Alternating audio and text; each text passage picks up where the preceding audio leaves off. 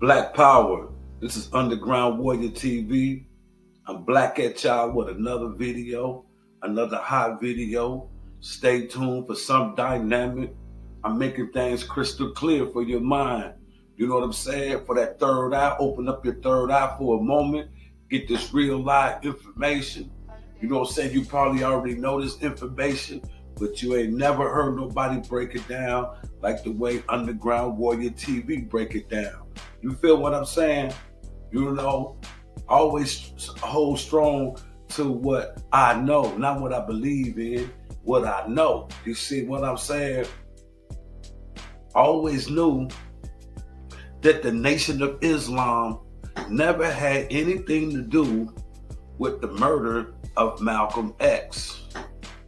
The recent discovered evidence proved so a couple years ago, where an ex-police on his deathbed, black police of the 60s, revealed that he helped set Malcolm X up.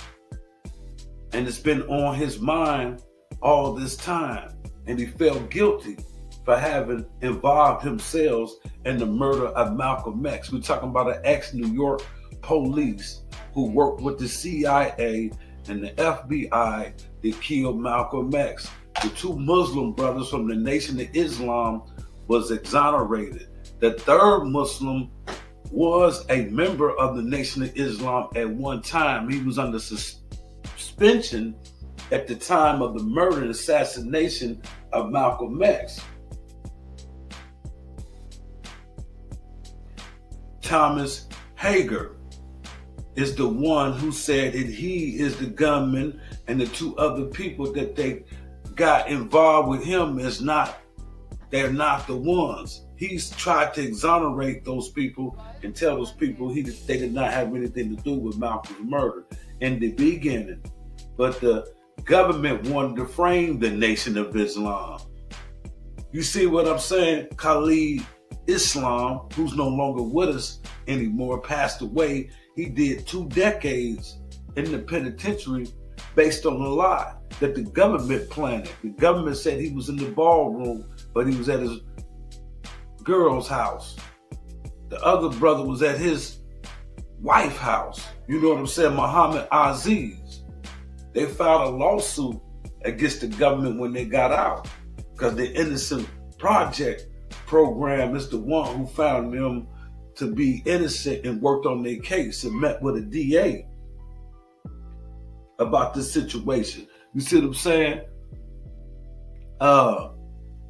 Ray Wood worked with another police named Eugene Roberts. See, I do my research, and this is how I used to get into conflict with certain brothers and sisters who believe that the Nation of Islam has something to do with the murder of Malcolm X. Why would they frame 2 members of the of the Nation of Islam if they wasn't trying to frame the Nation of Islam as the perpetrators' assassination of Malcolm X? 2 innocent men. Muhammad Aziz was at home. Khalid Islam was at home at the time. They wasn't in the ballroom. But government informants who infiltrated the Nation of Islam gave these 2 brothers names up, and they snatched these brothers up. The new discovered evidence found them not guilty. So no one is apologizing from the black community to Honorable Louis Farrakhan. Nobody is apologizing to the Nation of Islam. For many years, people have drugged the Nation of Islam name through the dirt. Y'all was on here listening to Young Pharaoh. He said he knew for a fact that Farrakhan directly had something to do with the murder of Malcolm X. Young Pharaoh, yeah. But since this information hit the airway, ain't none of y'all came back and said anything. Where you Negroes at? Y'all can't apologize? The new discovered evidence that the Freedom of Information Act says that the government of the United States, J.Edgar Hoover, is the one who put the hit on Malcolm X. using the New York City police and black Negroes like Thomas Hager. According to Dick Gregory, Thomas Hager had blanks in his gun. They say the government is the one who got into the ballroom a week before Malcolm was scheduled to speak, and they put holes in the top of up in the ceiling so they could shoot down and kill Malcolm.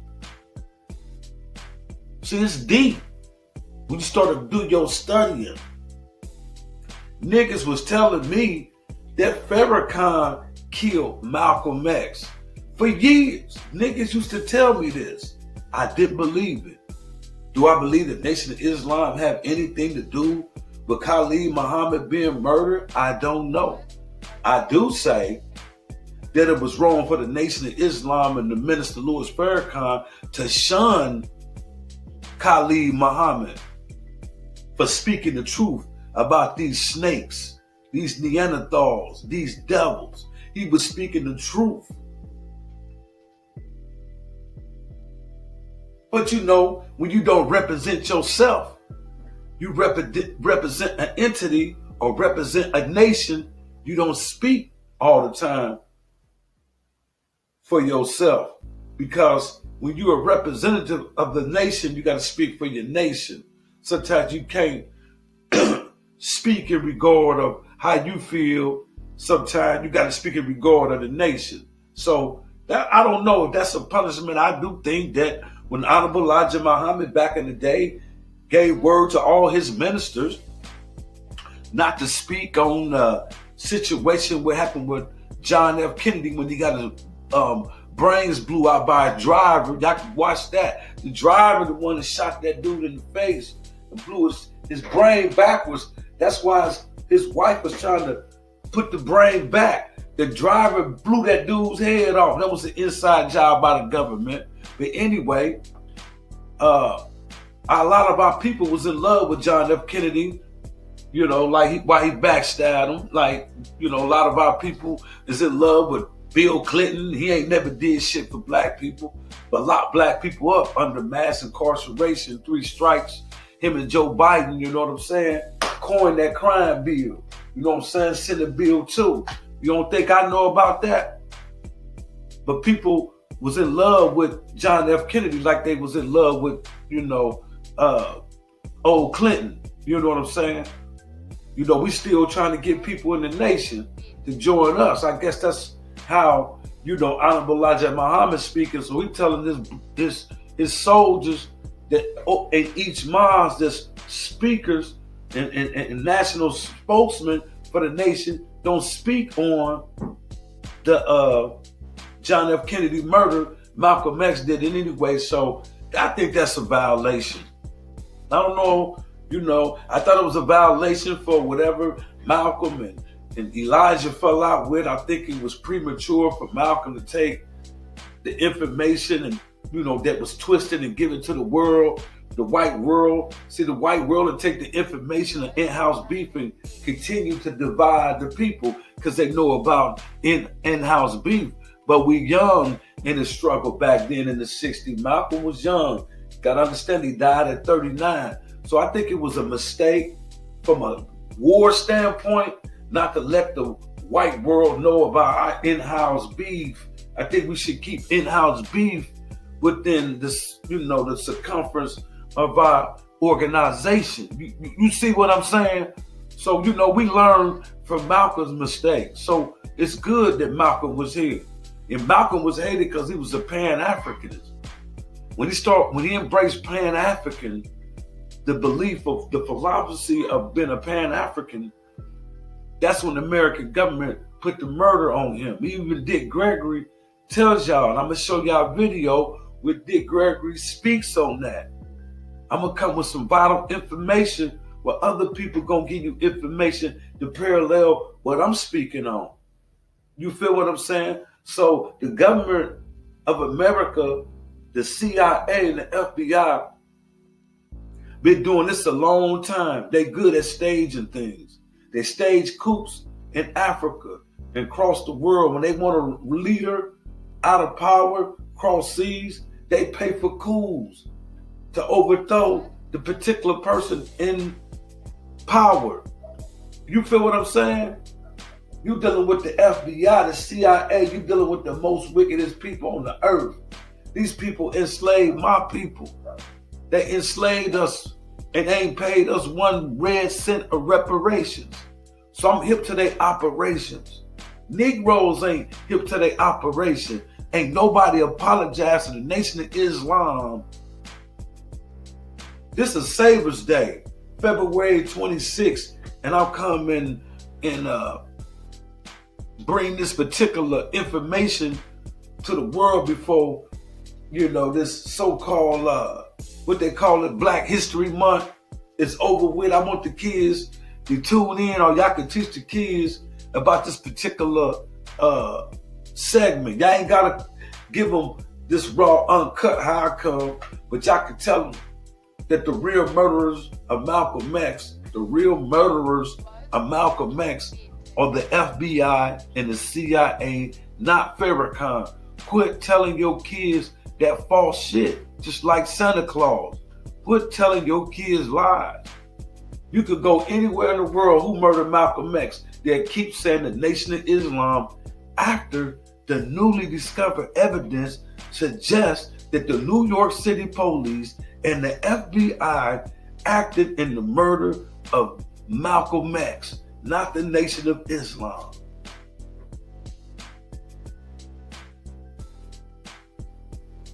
You feel what I'm saying? The family of Malcolm X has filed a $100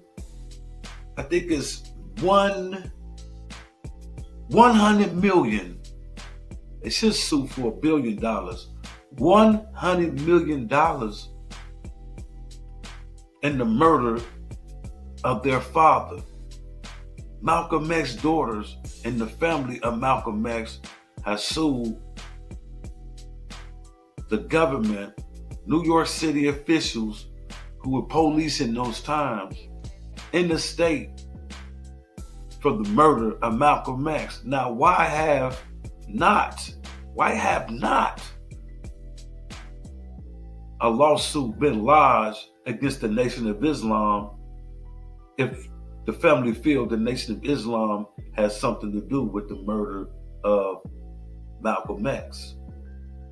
I think Malcolm X, if he was murdered by people from the Nation of Islam with the assistance of the government, then the Nation of Islam should be lodged all into this lawsuit too. They should be part of this lawsuit. They need to be lodged as a part of this lawsuit. But since Malcolm X's daughters have comprehension, just like the comprehension I used to have a long time ago, the government always trying to make it look like this happened this way and that happened this way. Look at all the stuff they cover up. They'll shoot you and try to throw like you a taser or something, like you reach for their taser, or they'll throw a gun on you, or you was reaching for their gun to try to cover shit up. So you mean to tell me you don't believe your government, after killing Malcolm, wouldn't cover it up to make people believe the Nation of Islam did it? You know how you kill 2 birds with 1 stone when you come with that scenario that the Nation of Islam killed Malcolm X? You know how you save your white supremacist order with no disorder about it? No interruption. All you gotta do is say Malcolm X, the beloved Black Prince. Malcolm X that was beloved by everybody. We say the Nation of Islam did it. No one joins the Nation of Islam. Everybody will hate the Nation of Islam and take the heat off the white man. The white man has violated black people every day. I don't hear no black people speaking in that regard. If you say something about the nation, they willing to go to war with the nation. Fuck the Nation of Islam. The Nation of Islam ain't did this, they ain't did that for the people.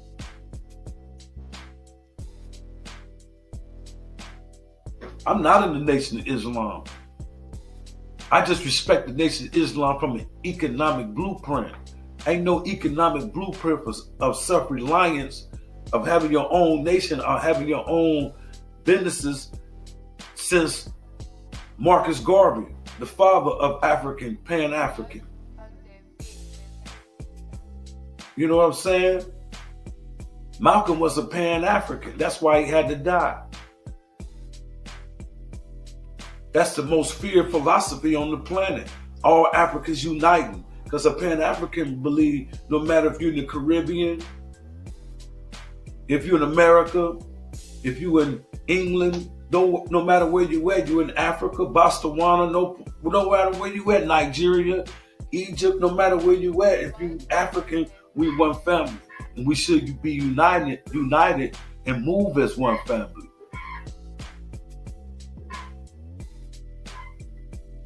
I knew Malcolm X was murdered by this government. I knew this government played a trick with black people's mind. Don't be mad because you've been duped to believe that Malcolm X was killed by Farrakhan. Yeah, people was duped to believe, they was really duped. Negroes was duped to believe that Farrakhan had something to do with the murder of Malcolm X, or because the white man played the psychological warfare on the brain. The white man good at that, playing on your brain cells. You know what I'm saying? So a lot of us believe that particular information. You know what I'm saying? Dick Gregory explained to us how it was in the Nation of Islam, but we ain't paying him no attention because we scared to look at the white man as being the hand behind the murder of Malcolm X. Then we have to deal with the white man. See, niggas don't want to deal with the white man, so it's easy to point to the brother as being the cause of why Malcolm X ain't here. Who gave the order? J.Edgar Hoover.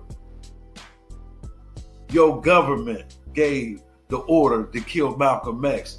The very government who make money off a Malcolm X stamp. Quit buying a Malcolm X stamp, because the Malcolm X stamp don't go to help black cause and make white America strong. They hypocritical. They hated Malcolm like a motherfucker, but you could buy a Malcolm X postage stamp. And every time you buy a stamp, it's for white supremacy. White supremacy will pimp your hero to make some money. They hate Martin Luther King in the end.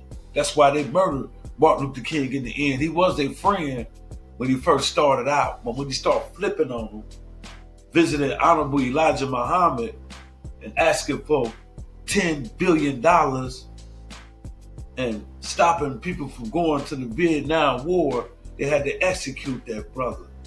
You feel what I'm saying?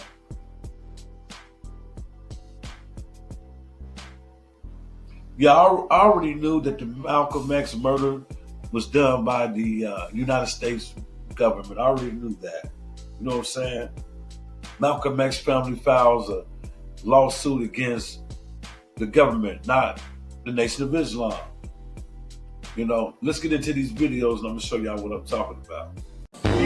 Oh, they try to act like they don't recognize what's going on in the world. Because if you recognize it real, that means your ass have to get up off your ass, you know, and challenge this shit, you know what I'm saying? I'ma speak my piece in the man of the motherfucking peace. You know what I'm saying? I'm soldier motherfucking shit. I knew Malcolm. I loved Malcolm.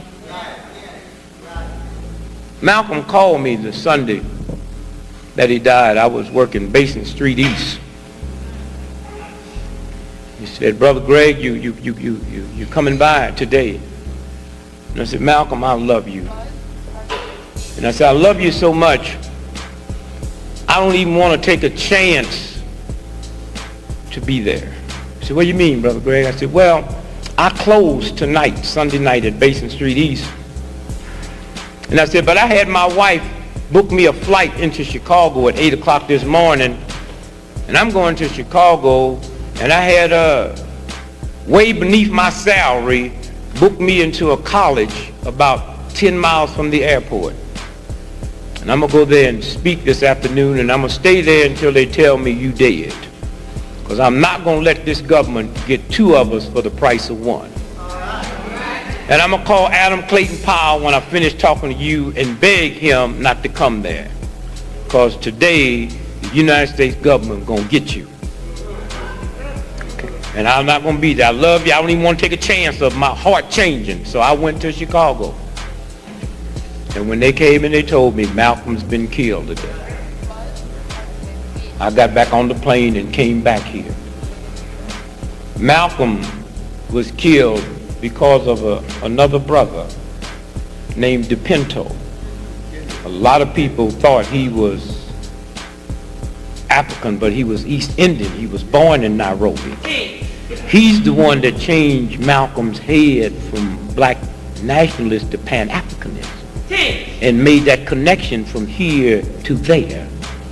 And the government said, we can't let this happen. He's the one that persuaded Malcolm when he went to Africa and stayed 7 weeks and met with all the real leaders.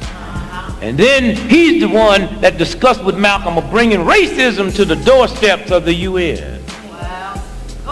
And as Malcolm was being shot dead in New York City, DePinto was being gunned down in Nairobi. All right.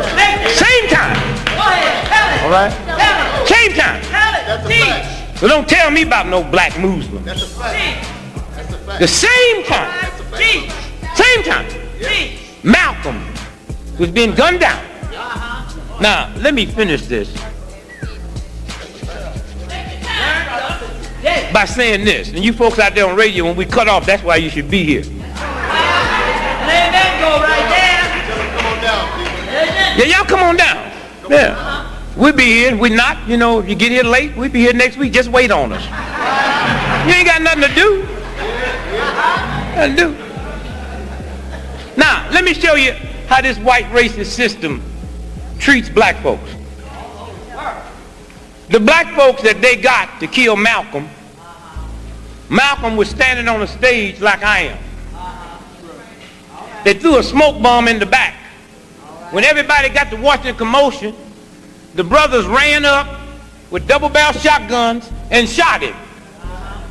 But under the Freedom of Information Act, we were able to get the autopsy of Malcolm, and all the bullets in Malcolm is going down. Now, I can't stand on this stage and y'all down there pointing up, which means the government has such a low view of those black folks that would do it. They didn't even give them real bullets. They gave them blanks. Malcolm was shot from the ceiling top. And also under the Freedom of Information, the CIA have been forced to admit that they rented the Audubon Ballroom a week before.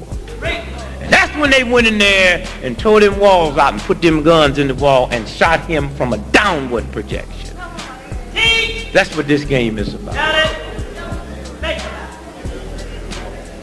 But Malcolm lived a good life. Yes, he did. The movie did not portray that. Of course not. The movie was an insult. Yes. I mean, here my man get killed, ain't got no insurance, no money. Betty pregnant with twins, got 4 kids, and then have 2 more, and then go ahead and raise them and go on and get her a doctor's degree. And in that old heathen movie, they ain't got room in that to tell me about what Betty did. But can show Malcolm snorting coke and having sex with a white woman in a car. This is a black person that did that. And then show Malcolm putting his head in a toilet. Now that's in the book, page 122. Malcolm has never put his head in a toilet. So if that shows up in the book, the conspiracy goes all the way back to Alex, who didn't write Malcolm, nor did he write Roots.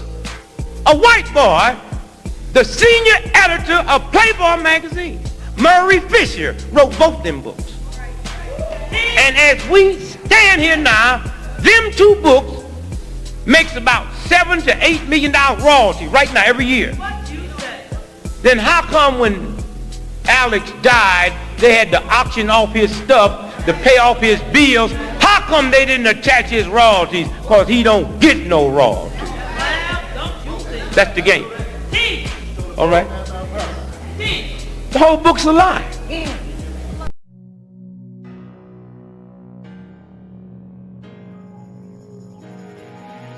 This letter helps me to understand the pain and guilt that Ray felt for the last 55 years. He conspired to help the NYPD assassinate Malcolm X.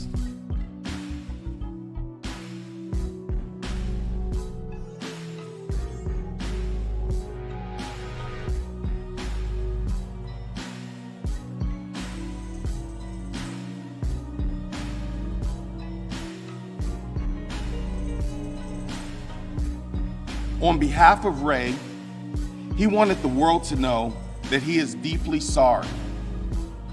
I hope that this information helps the Shabazz family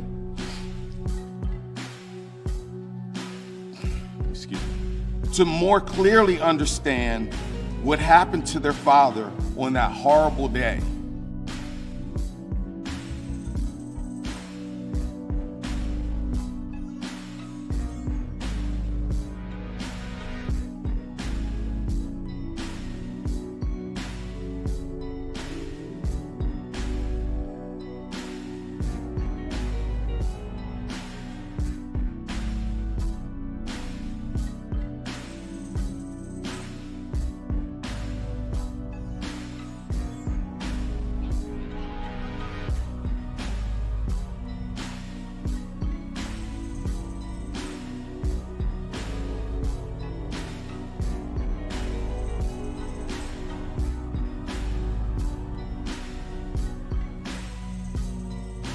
As a black man, I am disgusted to know that what happened 60 years ago is still going on today.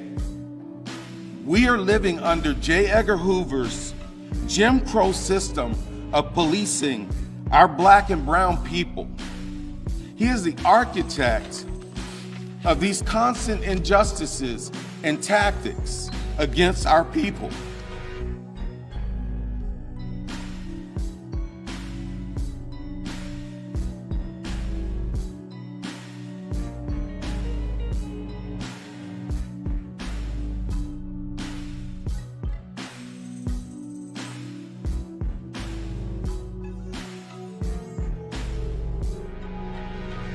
Through that window, it would have fallen on a 6-year-old girl, a 4-year-old girl, and a 2-year-old girl. And I'm going to tell you, if it had done it, I'd taken my rifle and gone after anybody in sight. I would not wait. And I say that because of this. The police know the criminal operation of the Black Muslim movement because they have thoroughly infiltrated it. Because they have thoroughly infiltrated it. Those are the words of Malcolm X right before his assassination, right after his home was firebombed in February of 1965. Just days later, he was shot seconds after he took the stage at the Audubon Ballroom. We're joined now by Reggie Wood, the cousin of Raymond Wood, author of the new book, The Ray Wood Story, Confessions of a Black NYPD Cop in the Assassination of Malcolm X. Still with us, civil rights attorney Ben Crump, who attended that news conference with Reggie Wood at the Audubon Ballroom, now the Shabazz Center, where Malcolm X was assassinated 56 years ago. Reggie, thank you so much for joining us. You read parts of the letter this weekend. Talk about your cousin, Ray Wood, and what you understand happened. The conspiracy he alleges that he was a part of by the FBI and the New York Police Department to assassinate Malcolm X. Good morning. Thank you for having me. Ray was a complicated man. I think based on his past experiences, he lived with a lot of fear and caution on a daily basis, which he instilled in me over the past 10 years. But Ray was a person that lived as a he lived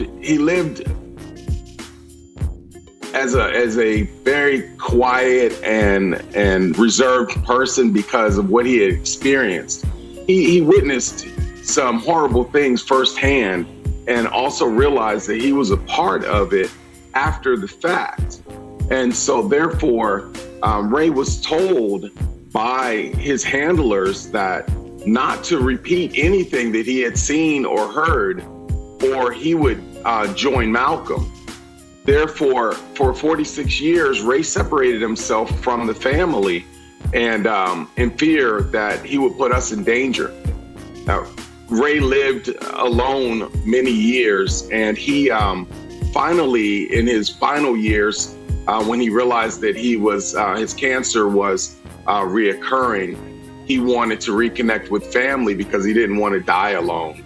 So I volunteered to move him to Florida so that my wife and I could take care of him and get him back and forth to his cancer treatments, things of that nature. And therefore, he trusted me enough to reveal this information and ask me not to say anything until he passed away, but at the same time, not to allow him to take it to his grave. You write in your book, Reggie Wood, he'd spent years living in relative obscurity, wanting to ensure the cops wouldn't preemptively act to silence him. He also feared retribution from society, especially the black community. Ray was ashamed of what he'd been a part of and felt he'd betrayed his own people. Due to his lugubrious feelings about his actions and fear for what might be done to him in retaliation, this 2015 article deeply impacted Ray, and he's talking about this news coverage from February. He was talking about the article by Garrett Felber in The Guardian that really laid out your cousin's seminal involvement here and the FBI police involvement in the assassination. Yes, that book really details everything that happened. I felt that after consulting with Mr. Crump, I was looking for the best way to put this information out there. I wasn't sure if it was safe to turn it over to authorities. Therefore, I just wrote everything that Ray told me into this memoir and made it available to the world so that everyone would see it and hear it at the same time. And I think that's the best way to do it. It's a load off of my back because I'm no longer in fear of the government trying to quiet me as well. I want to turn to news coverage from February 1965 about the police orchestrated plot to blow up the Statue of Liberty. This was just days before Malcolm X's assassination. This might be news to a lot of people, even old-time activists. In the video, Raymond Wood is seen being promoted for his role in that plot. The happy ending to the plot was written by a rookie policeman who had been on the force only 8 months when he infiltrated the extremist group. His work led police to a quiet New York residential area where the dynamite had been hidden. Another arrested was Khalil Saeed, who police say went to the Statue of Liberty to buy a model and further the plot with the fourth conspirator, Walter Bowe. The hero cop, his face hidden for future undercover work, is promoted on the spot to the rank of detective. A happy climax to a bizarre story. The arrests were carried out on February 16th, just days before Malcolm X was assassinated. And this is very significant, Reggie Wood, as you know, this so-called Statue of Liberty plot, because these men who were arrested were the security team of Malcolm X, meaning he wouldn't have them there February 21st, a few days later when he was assassinated. That's correct. That's correct. As we were doing our research, my research assistant, Lizette Salato, really helped me put the pieces together. We whiteboarded everything that Ray said and attempted to connect it to facts that the FBI had released and that historians had pulled out. And we worked closely with some historians to try to corroborate the information that was there. And once we were able to do that, we were able to present that information to Mr. Crump and show that this was a legitimate situation that needed to be brought to light. Now, in the 2015 article in The Guardian, historian Garrett Felber reveals notes written by the late Japanese-American activist Yuri Kochiyama. At a meeting held in 1965, She identified Ray Wood to be at the scene of Malcolm X's assassination.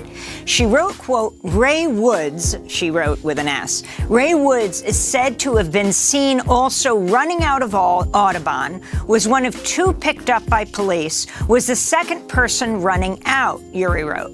This appears to substantiate some of the accounts of a second man taken into police custody after the assassination. I spent many hours with Yuri Kochiyama talking to her at an assisted living facility at the end of her life in Oakland before she died. Can you talk about what happened at the assassination? Because Yuri is right here. She was very close to Malcolm X, up on the stage with him as well at the end as after he was shot. That your cousin ran out and was taken away by police. Yes, what Ray basically explained to me was that once he saw what was going down and he realized what had actually happened after spending time with Mr. Saeed and Mr. Bowe, he was there and he reminisced or thought about the situation with him coming into the Audubon without being checked. He thought about the fact that those guys were in prison as we spoke. And he decided he needed to get out of there. And as he was leaving, some individuals that knew him from his other undercover work, and he had been exposed somewhat from the bombing case, saw him and they attempted to grab him. As they were grabbing him, trying to restrain him, a police officer intervened and grabbed Ray and took him into the police car. And from there, they took him to the precinct and put him into a cell where he sat there for 3 to 4 hours, not knowing what was going on. The only information that he had was listening to the chatter on the radio while they were transporting him to the police station. And later that afternoon, the same two gentlemen that told him to go to the Audubon came and removed him from his cell and drove him back home and told him, quote, do not speak of this again, or you will face similar consequences. Did he know Gene Roberts, the other undercover officer, or at least one other that we know of who was there? No, he did not. He did not know him. He did not know he was an undercover. He assumed he was part of Malcolm X's team. So, Ben Crump, you ended the last segment where we want to talk at the end of this segment, and that is the issue of what evidence is out there that the police or the FBI is hiding and what you are calling for. It's interesting that last week a court ruled that the disciplinary records of New York police going back for years must be released. De Blasio said they're releasing them, the mayor of New York, not clear if they're being released at this moment. That's disciplinary records. And the police unions have been fighting this tooth and nail. What are you calling for in this case? Well, Amy, thank you for covering this important matter as well. And to Reggie Wood, who has put forth this dying declaration letter from his cousin, Ray Wood, and documented all the corroborating evidence in the memoir that he and Lisette researched to show that everything in that letter is true. It is legitimate, and that's very important to help exonerate all those black people who were wrongfully convicted by Ray Wood's work, all those people who have been conspired against by the NYPD and the FBI, whether that be Walter Bowe, Khalid Saeed, whether it be Thomas Johnson, who was picked up, who wasn't even at the Audubon ballroom, but to ensure that Ray's cover would not be blown, was arrested and served almost 3 decades in prison for a crime of killing Malcolm X that they all knew he did not do. And also Tupac Shakur's mother, Fannie Shakur, part of the Panther 21, who Ray Wood testified against, saying that they tried to blow up New York monuments, and therefore, quite literally, she was in prison when she had her prince, Tupac Shakur, because of NYPD and the FBI were conspiring to wrongfully convict them. And as Ray Wood said in his letter, their job was to discredit civil rights organizations and black leaders. And that's why we're calling for a Malcolm X commission to be convened by the United States Congress. So his daughters, but also the people who was affected by these felonious actions of NYPD and the FBI to target black people can be exposed, because Amy, the past is prologue. As Reggie Wood and I have often taught, the same way they targeted Malcolm X for saying that black people deserve equality by any means necessary, they are targeting young Black Lives Matter activists today, labeling them as black identity extremists. And so we need to have our federal government be held to account for trying to stop black people from exercising their First Amendment rights, but more importantly, for being able to declare that Black Lives Matter over and over again.